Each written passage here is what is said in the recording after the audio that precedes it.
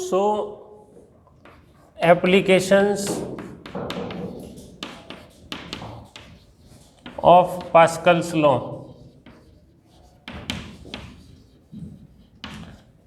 There are two applications which we have to discuss, right? So first one is hydraulic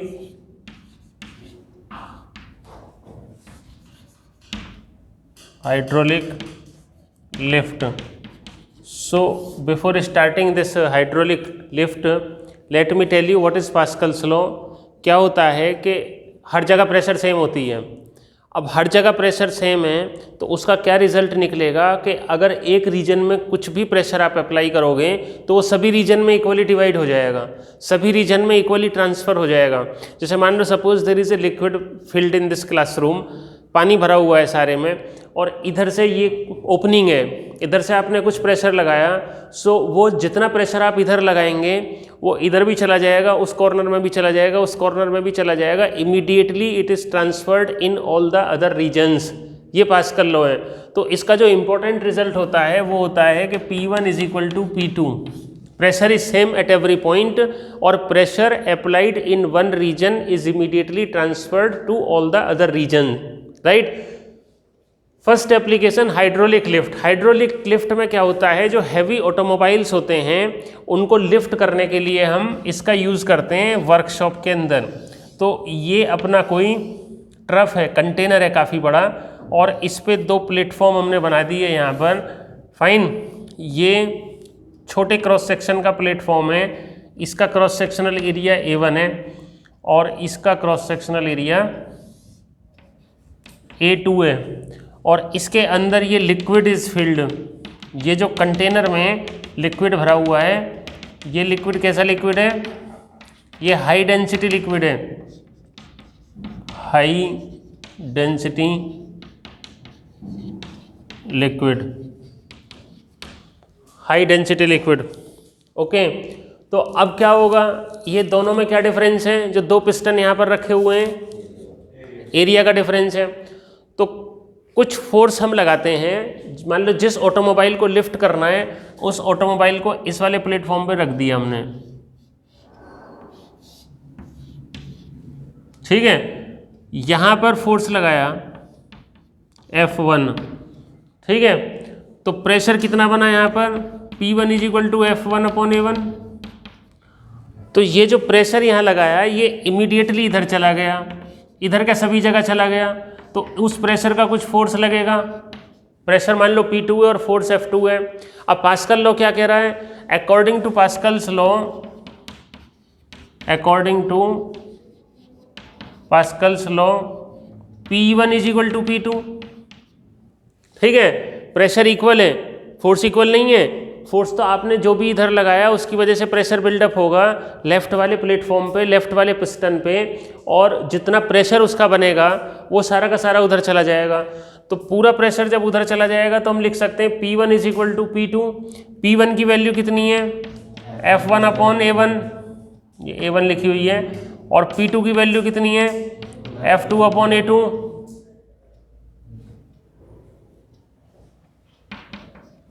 F2 is equal to A2 upon A1 into F1. Okay. So F2 is equal to A2 upon A1 into F1.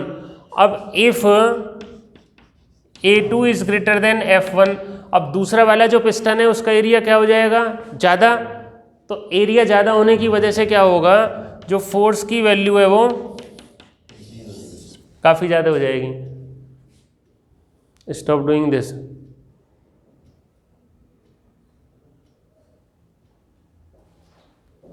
F2 is greater than F1 because A2 is greater than A1. तो इधर से अगर कुछ force लगाओगे तो दूसरे side में क्या होगा, वो ज़्यादा फोर्स की फॉर्म में ओरिजिनेट होकर निकलेगा. तो जब ज़्यादा फोर्स की फॉर्म में ओरिजिनेट होकर निकलेगा तो जो बॉडी है, जो हैवी बॉडी है, वो इजीली लिफ्ट हो जाएगी. So this is how Pascal's law is used in hydraulic lift. This was one application of Pascal's law. So numericals are given in your exercise based on Pascal law. इसका cross section area दे दिया, ठीक है, यहाँ पे कितना pressure है वो दे दिया. दूसरे सिलेंडर, दूसरे पिस्टन का क्रॉस सेक्शन एरिया अगर गिवन है तो वहाँ कितना फोर्स अप्लाई होगा, this can be calculated. Fine. ये नोट कर लिया आपने? चलो, those have written this. The next application is hydraulic brakes.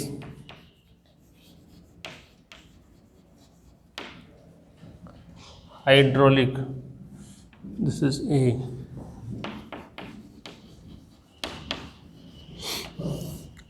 अब हाइड्रोलिक ब्रेक में क्या होता है, diagram, let me draw the diagram.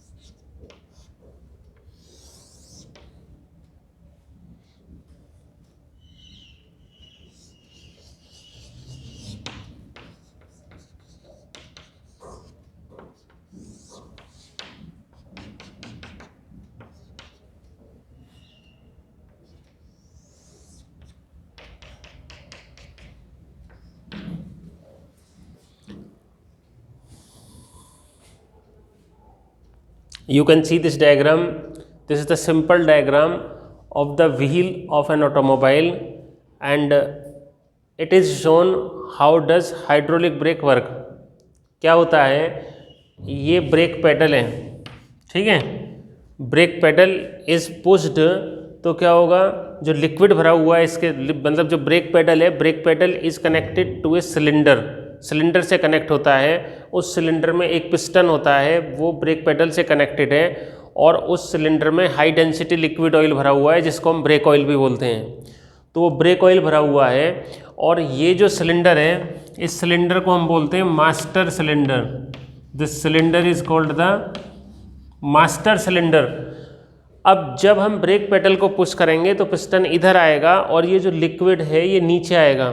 इस लिक्विड के नीचे दो और छोटे छोटे सिलेंडर होते हैं C1 C2, और ये कनेक्ट रहते हैं हमारे व्हील से, ठीक है. और व्हील के अंदर ये इनर रिम होता है, जो इनर रिम हमारा स्प्रिंग के थ्रू कनेक्ट रहता है, और इसमें ब्रेक शूज़ होते हैं. ब्रेक शूज़ मतलब रबर ब्रेक शूज़ होते हैं S1 और S2.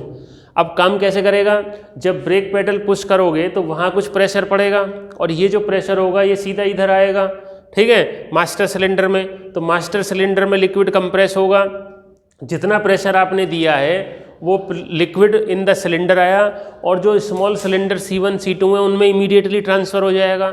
जब इमीडिएटली ट्रांसफ़र हो जाएगा तो ये जब पिस्टन बाहर की तरफ जाएंगे तो अंदर वाला जो इनर व्हील है that is connected through the spring, तो बाहर की तरफ स्ट्रेच करेंगे, स्प्रिंग बाहर की तरफ क्या होगी, स्ट्रेच होगी, और स्प्रिंग बाहर की तरफ स्ट्रेच होने से ये जो ब्रेक शूज़ है ये व्हील के रिम पे टच करके वहाँ पर फ्रिक्शन प्रोड्यूस करेगा. जो ब्रेक शूज़ है ये इसके कांटेक्ट में आएंगे ना, they will rub against the rim of the wheel, तो उससे क्या होगा, फ्रिक्शन होगा, और उस फ्रिक्शन की वजह से क्या होगा, ब्रेक हमारे अप्लाइड हो जाएंगे. तो इस तरह से ये हाइड्रोलिक ब्रेक का सिस्टम हमारा पास्कल लॉ पे काम करता है. जैसे ये एक व्हील की मैकेनिज्म मैंने यहाँ पर दिखाई है, तो ऑटोमोबाइल में कितने व्हील होते हैं, 4 व्हील. तो ये सारा का सारा जो फंक्शन है ये चारों के चारों व्हील पर एक साथ ऐसे ही काम करता है, and brakes are effectively applied. तो ये हाइड्रोलिक ब्रेक हो गया। तो केवल दो ही एप्लीकेशन हमारे पास्कल्स लॉ के हैं, hydraulic lift and hydraulic brakes. Okay, तो ये प्रेशर का concept, pressure varies with depth, P is equal to H rho G का कंसेप्ट, पास्कल्स लॉ, इसके एप्लीकेशन हमारे इस तरह से पूरे हो गए। ये मैथमेटिकल है, ये प्योरली थियोरेटिकल एप्लीकेशन है। अब जो नेक्स्ट पार्ट है प्रेशर का वो है एटमॉस्फेरिक प्रेशर, और लास्ट पार्ट है प्रेशर का एटमॉस्फेरिक प्रेशर।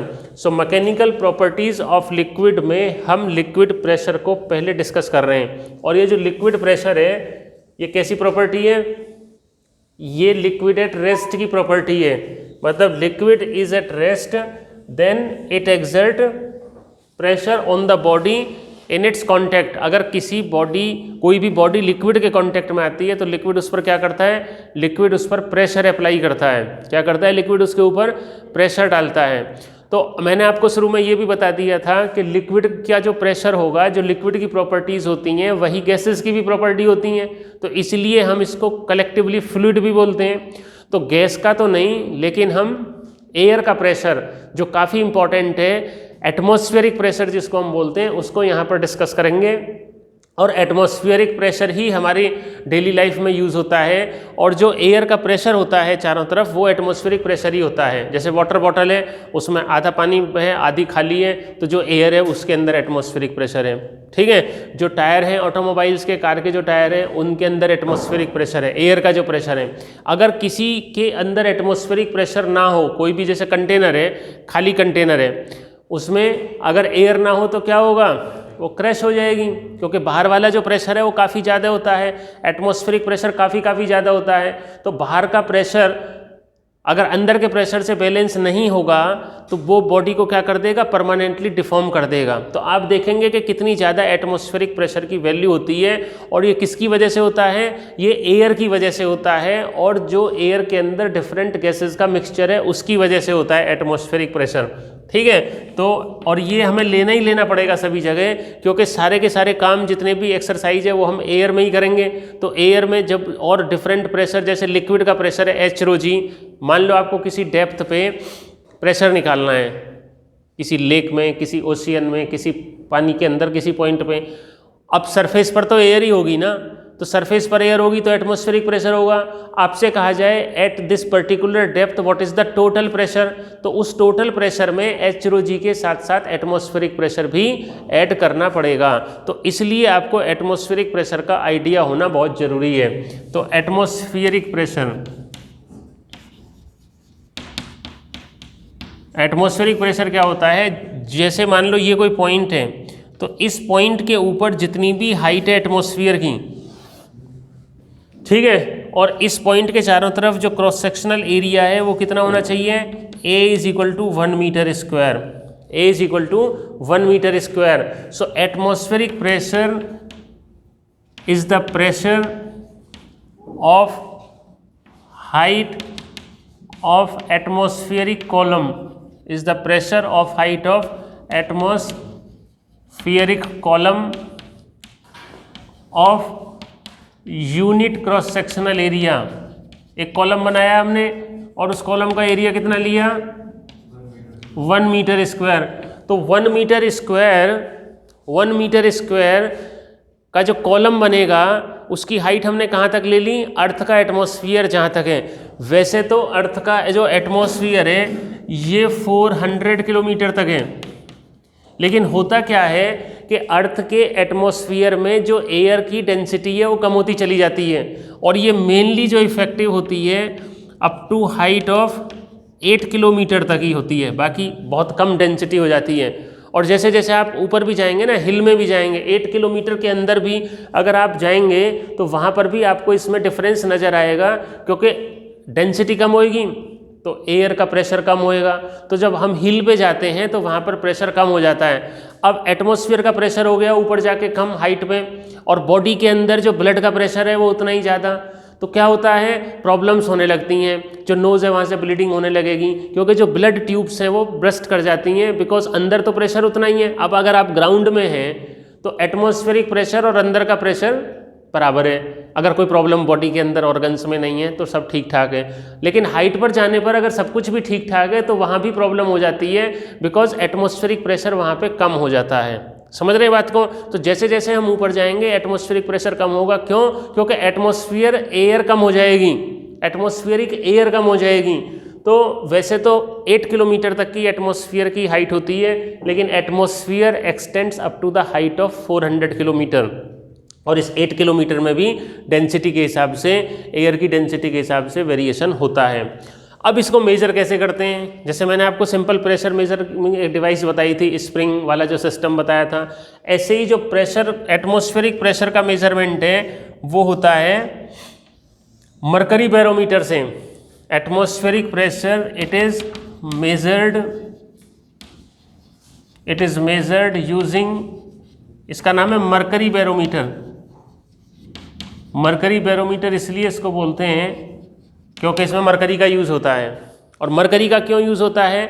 जो प्रेशर मेजरिंग डिवाइस है उनमें अब तो बैन हो गया मरकरी का यूज़, पहले मरकरी ही यूज़ होता था क्योंकि मरकरी हाई डेंसिटी लिक्विड है। अब देखो आपको पता लगेगा क्यों मरकरी यूज़ होता था।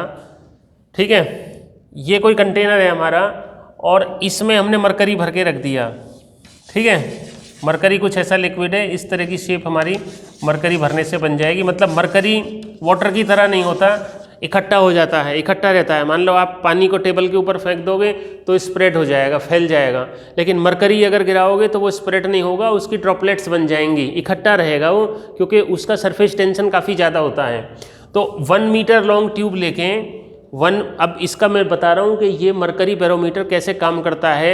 एक कंटेनर में मरकरी लेते हैं और 1 मीटर लॉन्ग ग्लास ट्यूब जो एक तरफ से क्लोज है और एक तरफ से ओपन है, थंब से ओपन वाली साइड को क्लोज करके वर्टिकली इंस्टॉल कर देते हैं इस तरह से। ये हमने खड़ा कर दिया इसको यहाँ पर वर्टिकली, समझ रहे हैं? वर्टिकली इंस्टॉल कर दी ओपन वाली साइड से। अब जो एटमॉस्फेरिक प्रेशर की मेजरमेंट होती है वो सी लेवल पे होती है, क्योंकि जो सी का लेवल है वो लोअर मोस्ट पॉइंट है अर्थ के एटमॉस्फेयर में। भाई उससे नीचे अगर जाएंगे तो क्या होगा? वहाँ तो पानी होगा, सी लेवल से नीचे तो पानी होगा।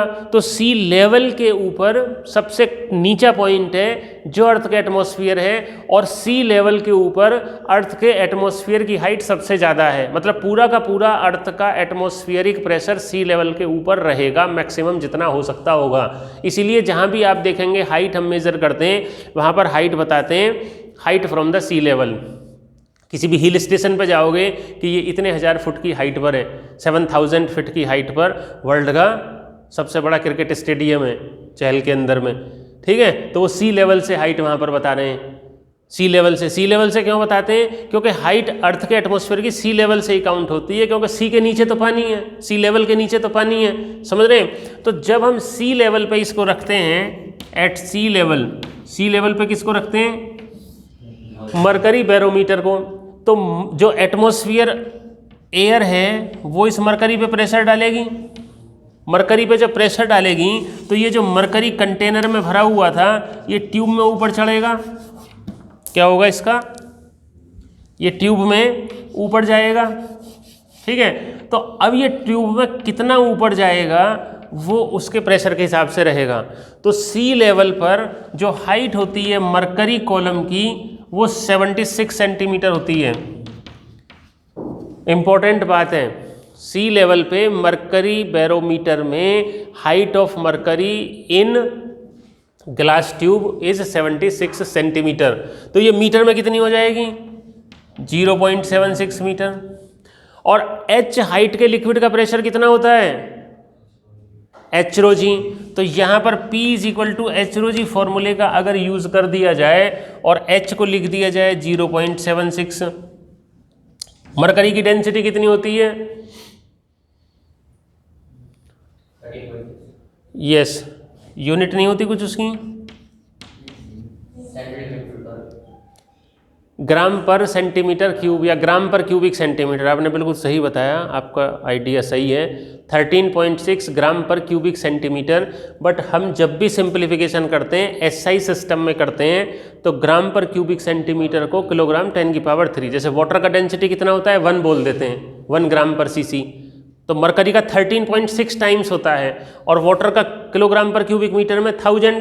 सो इसका डेंसिटी हो गया 13.6 इंटू 10⁻³ और जी तो हमारा फेमस है, पॉपुलर है, एवरीबडी नोज, 9.8 मीटर पर सेकेंड स्क्वायर। तो जब इसको सिंप्लीफाई करेंगे तो यह आएगा 1.013 इंटू 10⁵ पास्कल। और पास्कल को क्या बोलते हैं? Newton per metre square. This is also called newton per metre square. So 1 atmospheric pressure इतना निकल के आ गया न्यूटन पर। इसकी आपको काफ़ी ज़रूरत पड़ेगी न्यूमेरिकल में। Pressure will be given in ATM में भी गिवन, आपको बोल दिया जाएगा कि इस पॉइंट पे यहाँ पर 2 ATM प्रेशर है, कंटेनर के अंदर 5 ATM प्रेशर है। तो when you do the simplification in a numerical you need to convert it into newton per metre square. Okay, so 1 ATM is equal to 1.013 into 10⁵ pascal. So atmospheric pressure इतना होता है। अब देख लो कितना ज़्यादा atmospheric pressure है, काफ़ी ज़्यादा एटमॉस्फेरिक प्रेशर की वैल्यू हमारी यहाँ पे निकल के आ रही है। अब अगर ये मरकरी ना होता, आपको ये मरकरी अब तो बैन कर दिया, अब तो इलेक्ट्रॉनिक प्रेशर मीटर आ गए, ठीक है, गेज मीटर आ गए। अगर मान लो इसमें हम वाटर यूज़ करते तो क्या होता? वाटर की डेंसिटी होती है कम और एटमॉस्फेरिक प्रेशर की अगर मैं इतनी वैल्यू लेके चलूँ और हाइट निकालूँ ना ट्यूब में वाटर की, तो वो आएगी 10.1 मीटर। 10.1 मीटर मतलब 1 एटमॉस्फेरिक प्रेशर के लिए अगर मरकरी का लेवल ट्यूब में 0.76 मीटर राइज किया है, तो अगर वाटर यूज़ करते तो कितना राइज करता? 10.1 मीटर। तो 10.1 मीटर का मतलब है कि 10.1 मीटर लंबी तो कम से कम ट्यूब हमें चाहिए होती, 12-15 मीटर की ट्यूब। उसका मतलब ये है कि अगर नीचे आपका कंटेनर रखा हुआ है और आपको एटमॉस्फेरिक प्रेशर मेजर करना है तो आपको उसकी रीडिंग पढ़ने के लिए ऊपर हाइट पे आना पड़ेगा। तो इसलिए water is not used to measure the atmospheric pressure because it density is less mercury की। इसीलिए ना हाई डेंसिटी लिक्विड लेते हैं। इसीलिए जो पास्कल्स लॉ में जो हमने हाइड्रोलिक ब्रेक होता है या हाइड्रोलिक लिफ्ट होती है उसमें भी हाई डेंसिटी लिक्विड हम यूज़ करते हैं। तो इसीलिए जितनी डेंसिटी, ज़्यादा डेंसिटी का लिक्विड लोगे उसका कॉस्ट उतना ही ज़्यादा आएगा। So that's why mercury is used, but now it is banned because it is a poisonous metal.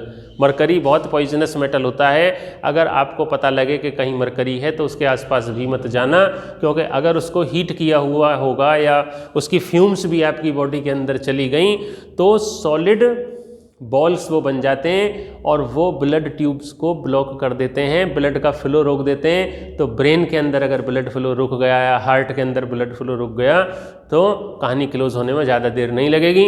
इसलिए मरकरी से दूरी रहने में भलाई है। इसलिए जितने भी जनरली मरकरी कहाँ यूज़ होता था, कहाँ देखते आप? थर्मामीटर में देखते थे, हैं?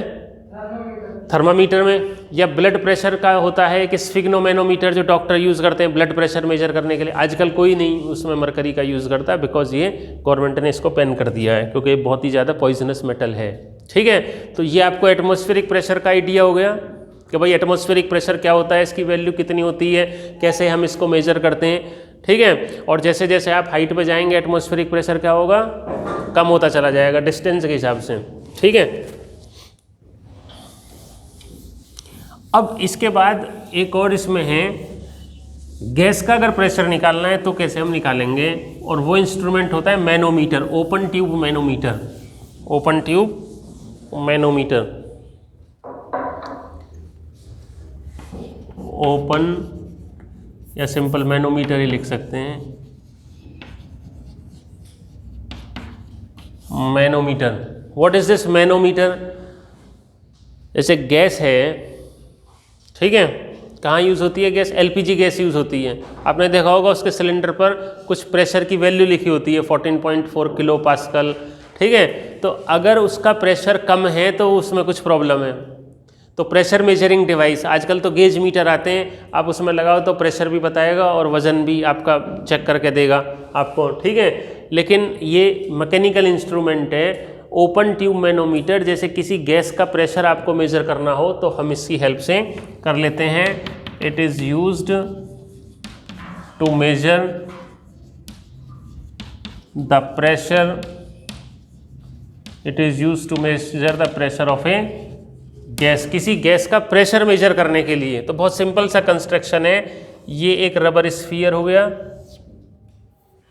ठीक है, या ग्लास का स्फीयर हो गया, इसका कनेक्शन हमने किससे कर दिया, एक यू ट्यूब से कर दिया, और यू ट्यूब का दूसरा एंड ओपन टू एटमॉस्फेयर है, और यू ट्यूब में what is filled in the U tube, high नहीं वाटर नहीं यूज़ होता, वाटर की डेंसिटी कम है, वाटर के लिए ट्यूब बहुत लंबी चाहिए।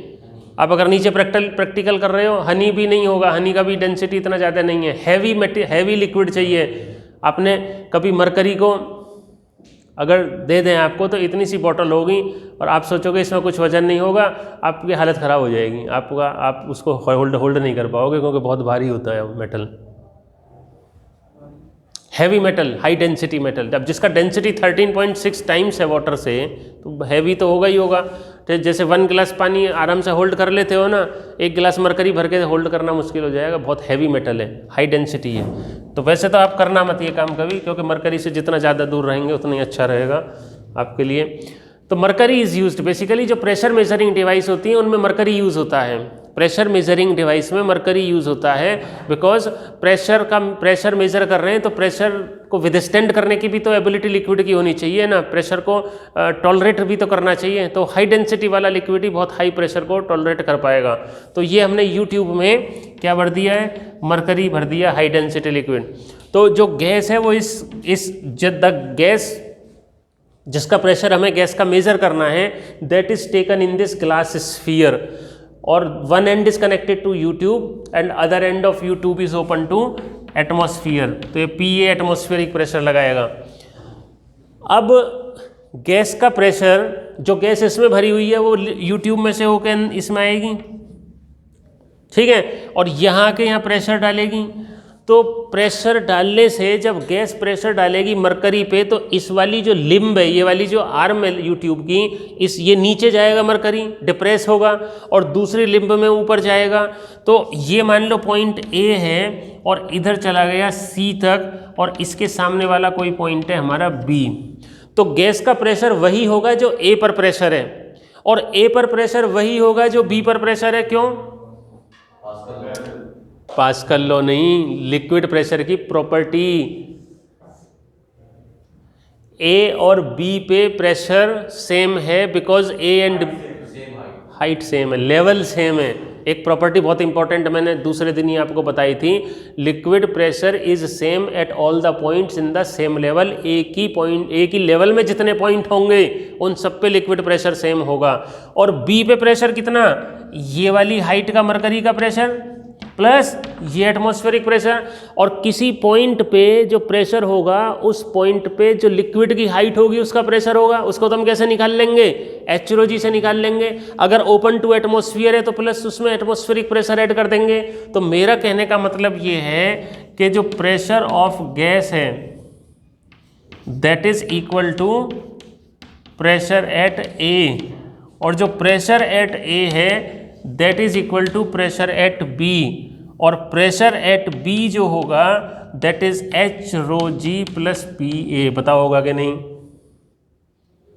सो P is equal to PA plus HROG। This is called absolute pressure, this is called absolute pressure, ठीक है। अब P माइनस PA कितना हो जाएगा, HROG। P minus PA is equal to HROG। This is called gauge pressure. तो दो तरह का प्रेशर हो गया, absolute pressure. Absolute pressure is the total pressure of the liquid, ठीक है। और HROG is the pressure of H height of liquid column in the U tube, that is called the gauge. Gauge बोले तो height, gauge हम height को बोलते हैं कि कितने गेज की शीट है, थिकनेस या हाइट, डिस्टेंस से रिलेटेड होता है। So P minus PA is equal to HROG, this is gauge pressure. तो this is how we find the pressure exerted by a gas. अब प्रेशर की मैंने आपको अभी तक 2 ही यूनिट बताई हैं, एक तो पास्कल जिसको न्यूटन पर मीटर स्क्वायर भी बोलते हैं, और एक एटमॉस्फेरिक प्रेशर ATM। तो अगर ATM में दिया हुआ है तो उसको कन्वर्ट कर सकते हैं, ये फॉर्मूला जो भी बताया था कन्वर्जन का। इसके अलावा भी प्रैक्टिकल यूनिट प्रेशर की होती है, मैं यहाँ पर लिख देता हूँ। एक होती है बार, 1 बार में होते हैं 10 की पावर 5 पास्कल, 1 बार में होते हैं 10⁵ पास्कल। और एक होती है टॉर, 1 टॉर होता है 1 मिलीमीटर ऑफ मरकरी। ठीक है, मतलब जैसे मरकरी की हाइट प्रेशर बताएगी ना HROG से, मरकरी की हाइट प्रेशर बताएगी 0.76 सेंटीमीटर हाइट कितना प्रेशर बताती है 1.01 × 10⁵। लेकिन इतना हाई प्रेशर प्रैक्टिकली नहीं होता, कम प्रेशर भी हमें मेज़र करने पड़ते हैं, तो वहाँ पर मिलीमीटर में लेते हैं हाइट को। बताओ मिलीमीटर बड़ा कि मीटर बड़ा? ऑब्वियसली मीटर बड़ा। तो कम प्रेशर के लिए मिलीमीटर, मिलीमीटर बड़ा कि सेंटीमीटर बड़ा? सेंटीमीटर। तो और कम प्रेशर के लिए मिलीमीटर। तो जो बॉडी के अंदर ब्लड ट्यूब्स में जो ब्लड का प्रेशर होता है, जो डॉक्टर ब्लड प्रेशर मेजर करते हैं, तो उसमें वो मिलीमीटर में दिखाता है। ठीक है, आपने अपना ब्लड प्रेशर चेक कराया या किसी ने ब्लड प्रेशर चेक कराया तो तुरंत पूछेगा कि डॉक्टर साहब कितना ब्लड प्रेशर है, बोलेगा ठीक है, तो वो रिलैक्स हो जाएगा, ठीक है। अदरवाइज ने कहा हाई है लो है तो उसकी हालत ख़राब हो जानी है। अब ठीक का मतलब क्या है? ठीक का मतलब उसकी वैल्यू बताओ भाई कितनी है, समझ रहे हैं कि नहीं? तो जो ठीक ब्लड प्रेशर होता है वो 120 मिलीमीटर अपॉन 80 मिलीमीटर। एक तो ऊपर का होता है सिस्टोलिटिक और डायलिस्टिक। तो 120 millimetre height of mercury column होती है। मतलब जब मरकरी कॉलम की हाइट 120 mm होती है उस ट्यूब में, तो blood starts exerting pressure on the tube. खट खट खट खट स्टेथोस्कोप में आवाज़ आने लगती है। ठीक है, और जब वो 80 पर रह जाती है तो उसके बाद बंद हो जाती है।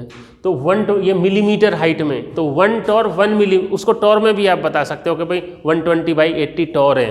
Torr is another unit of pressure. और इसमें पास्कल कितने आते हैं? 133.3 पास्कल। तो इस तरह से हमारा जो एक इम्पॉर्टेंट प्रॉपर्टी थी लिक्विड की, लिक्विड प्रेशर, वो पूरी हो चुकी है। नेक्स्ट क्लास में हम नेक्स्ट प्रॉपर्टी लिक्विड प्रेशर की स्टार्ट करेंगे, लिक्विड की sorry, that is surface tension. 2 property liquid at rest करनी है, प्रेशर और सरफेस टेंशन। प्रेशर खत्म हो चुका। Thank you.